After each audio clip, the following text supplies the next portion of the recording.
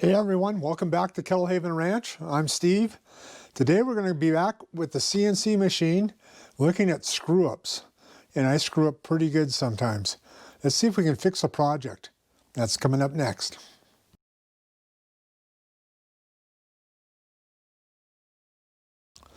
All right, some of the examples of the projects I've screwed up. Pretty annoying because it always seems to happen at the very end. Here's a plaque for someone, and I don't know if you can see this well or not in the light.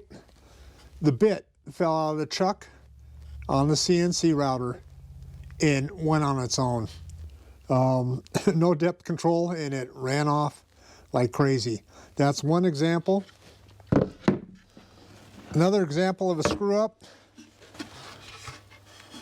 is when you put the wrong bit in the machine and you don't realize it. The tool path was for a different type of bit. That can get ugly.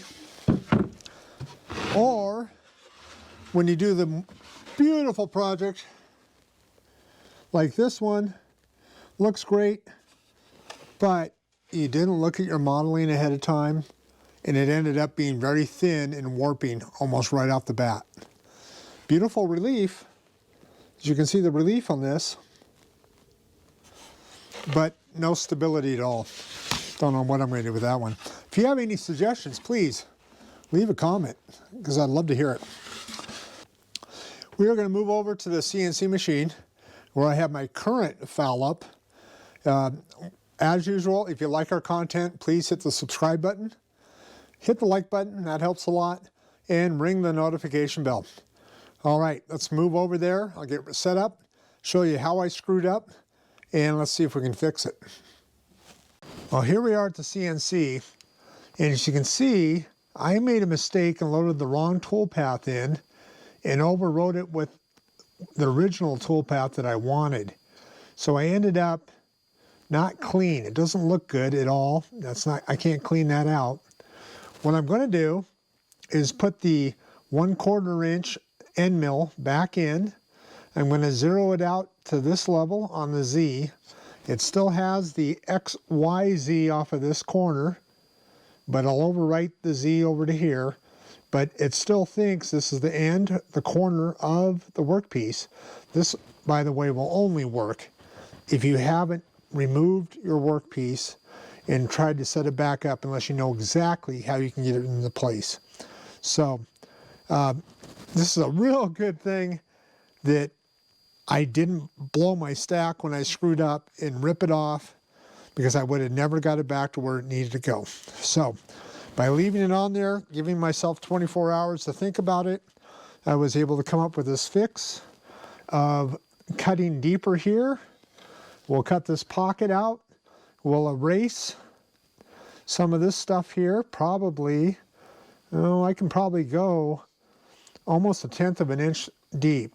I won't go that deep, but we'll go ahead and do probably, I'm saying about a 5/100 or so, and we'll see if we can clean that up. Well, let me get the CNC set up, and then we'll watch it do its job. All right, I have the 1/4 inch end mill set up. It has the touchpad. It's all ready to go. I'm going to go ahead and do a probe so I can get the Z height, and that is through the actual CNC machine. I'll begin my probe. Down it goes. Okay, now it knows the height of the workpiece, and I'll go ahead and load our program. The erasing tool path is loaded. We'll go ahead and start the CNC and set it to work.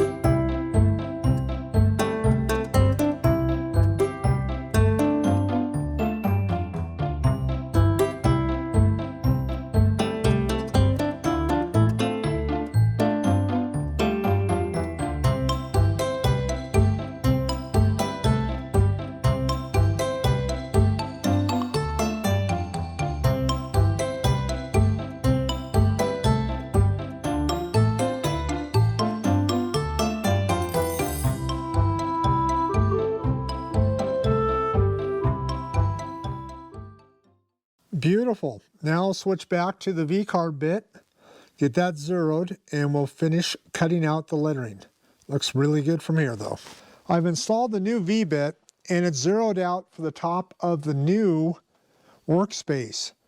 That Z height has changed because we just took off a portion of our wood.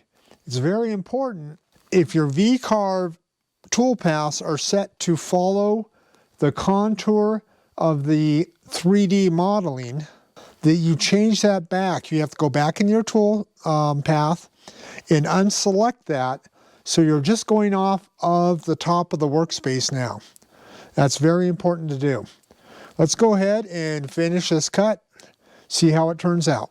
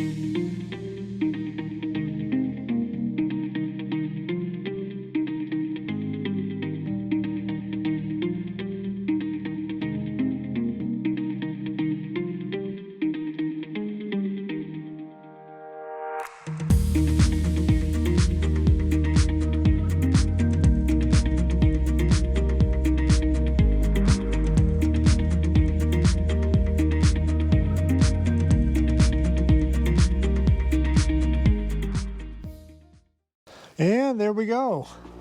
It's ready to be cleaned up now and finished and ready for Christmas. That's how to fix a screw up on your CNC. Just one way of many, I'm sure. Thanks for watching, and we got more coming up. Stay tuned. Everyone stay safe and healthy. Take care.